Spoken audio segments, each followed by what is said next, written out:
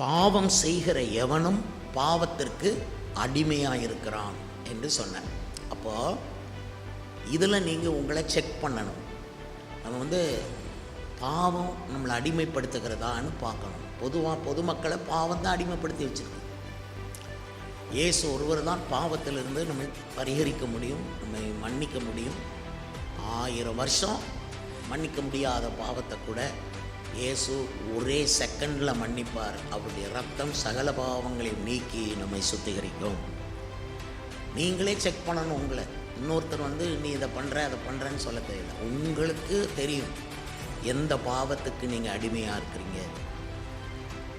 அதான் இயேசு சொன்னார், பாவம் செய்கிறவன் அவன் செய்கிற அந்த பாவத்துக்கு அடிமையாக இருக்கிறான்.